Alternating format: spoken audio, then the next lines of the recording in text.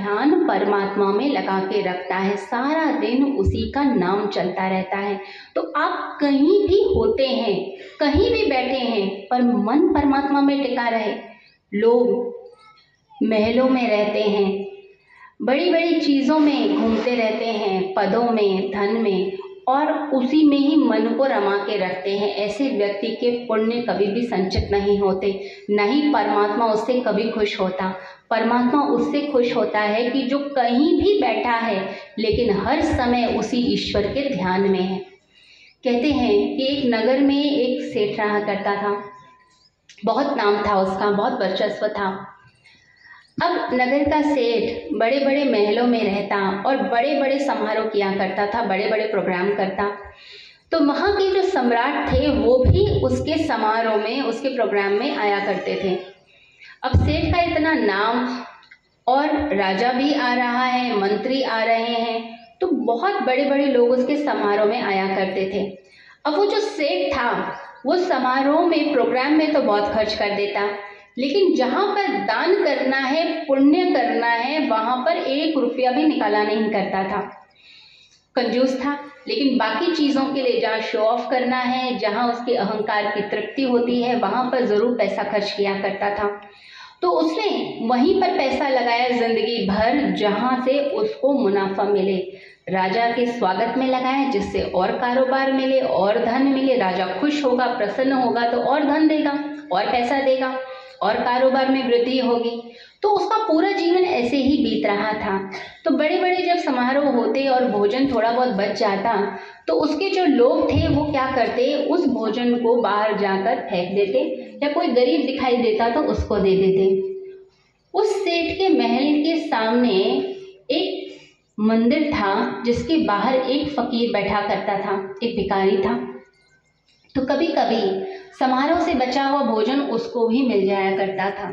अब वो जो फकीर था वो हर समय परमात्मा के नाम में ही रमा रहता, हर समय उसे परमात्मा की ही याद आती। उसने अपने जीवन को पूरा परमात्मा में ही लगा दिया था और कोई काम उसकी ज़िंदगी में था नहीं। तो मंदिर में जाकर सेवा कर लेता और फिर बाहर जाकर बैठ जाता, भगवान का ही नाम करता। तो राम के नाम में ही उसकी लगन लगी हुई थी, भगवान राम में उसका मन टिका हुआ था। तो कहते हैं ऐसे पूरा समय बीतता चला गया और एक दिन वो फकीर बहुत बीमार पड़ गया। बीमारी के कारण, क्योंकि पैसे भी नहीं थे और इलाज भी कहाँ कराता, तो उसकी मृत्यु ही हो गई, शरीर उसने त्याग दिया। और जिस दिन उसकी मृत्यु हुई उसी दिन जो नगर का सेठ है, संयोग की बात है, उसी दिन उसकी भी मृत्यु हुई। अब मृत्यु के बाद जब वो सेठ ऊपर पहुंचा तो उसे होश आया कि मैं कहाँ पर हूँ। तो नीचे देखता है पृथ्वी की ओर, तो उसका शरीर पड़ा हुआ है और उसे अनुभूति हुई कि मैं मर गया हूँ, मैं मृत्यु को प्राप्त हो गया हूँ। तो दूर देखता है कि दूर एक बड़ा खूबसूरत सा, सुंदर सा प्रकाश दिखाई दे रहा है, बड़ा ही मनोहर, बड़ा ही सुंदर, बड़ा ही शीतल प्रकाश दिख रहा है। और उस प्रकाश के बीच में एक छोटी सी आकृति दिखाई दे रही है। अब वो ध्यान से देखने की कोशिश करने लगा, वो आकृति क्या है। वो सुंदर प्रकाश तो उसे समझ आ रहा था कि ये सर्वशक्तिमान परमात्मा का, परमेश्वर का ही प्रकाश है। अब जैसे ही उसने उस आकृति की तरफ ध्यान टिकाया, तुरंत किसी शक्ति ने उसे पीछे खींच लिया और उसके आसपास अग्नि ही अग्नि आ गई। आसपास एकदम से धुआं ही धुआं आ गया। अब वो धुएं में, अग्नि में बैठा है और उसका गला जलने लग गया, क्योंकि जब कोई मनुष्य ऊपर जाता है तो परमात्मा नए नए शरीर देते हैं, जिससे व्यक्ति उन सब पापों को भोग सके जो उसने पृथ्वी पर किए थे। तो उसका गला सूखने लग गया और उसने आसपास देखा तो उसे नरक की अग्नि दिखने लग गई।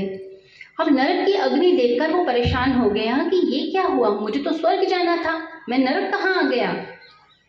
और उसका गला सूख रहा है और वो रोने लग गया दुख के मारे कि ये मेरे साथ क्या हुआ है, अग्नि से मैं जल रहा हूँ, मुझे दुख मिल रहा है, ये कौन से पाप की सजा मिल रही है। तो दूर परमात्मा का प्रकाश उसको दिखाई देने लगा, वही सुंदर सा प्रकाश।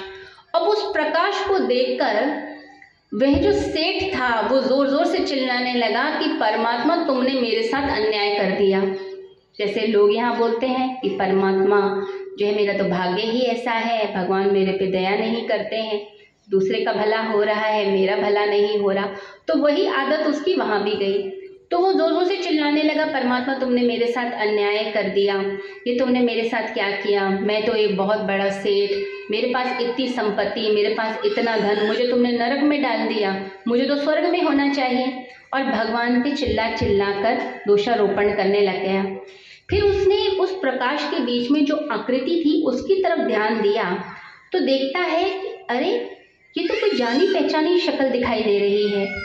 तो और गहराई से देखता है तो उसे समझ आया कि यह तो वही फकीर है जो मेरे महल के सामने जो मंदिर था वहां पर बाहर पड़ा रहता था, सारा दिन भगवान का नाम लिया करता था और वहां पर पड़ा रहता था। ये तो वो है, ये भगवान की गोद में जाकर कहाँ बैठ गया। और वो और जोर जोर से रोने लग गया कि भगवान ये तुमने क्या किया, फकीर को तुम गोदी में बैठा लेते हो और सेठ को तुम नरक में डालते हो, ये तुम्हारा कैसा न्याय है प्रभु।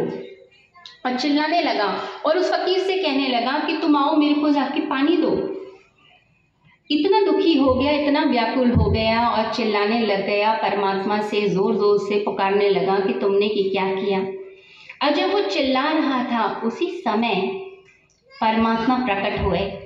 परमात्मा का प्रकाश सामने प्रकट हो गया उसके सम्मुख और परमात्मा ने कहा कि सेठ, तूने जिंदगी भर सिर्फ अपने अहंकार की तुष्टि के लिए, अपने अहंकार के लिए धन को एकत्रित किया। तूने धन भी वहां लगाया जहां पर इन्वेस्ट करके तुझे फायदा होता हो। तूने सिर्फ दिखावे की चैरिटी करी, तूने दिखावे के लिए लोगों को चीजें दी, सिर्फ इसलिए कि लोग तेरा सम्मान करें, बड़े बड़े मेडल तेरे को मिल जाएं, बड़ी बड़ी उपलब्धियां मिल जाएं, बड़े बड़े पद मिल जाएं। लेकिन ये जो फकीर मेरी गोदी में बैठा है, ये बैठा है अपनी भक्ति के कारण, ये बैठा है अपनी शक्ति के कारण। इसने जिंदगी भर मेरा नाम लिया है, जिंदगी भर इसने मुझे पुकारा है और जिसने मुझे पुकारा है उसको मैं गले नहीं लगा लूंगा तो कौन गले लगाएगा। तो हम परमात्मा को इतने दिल से पुकारेंगे, इतने दिल से पुकारेंगे तो क्या परमात्मा हमें प्यार नहीं करेंगे।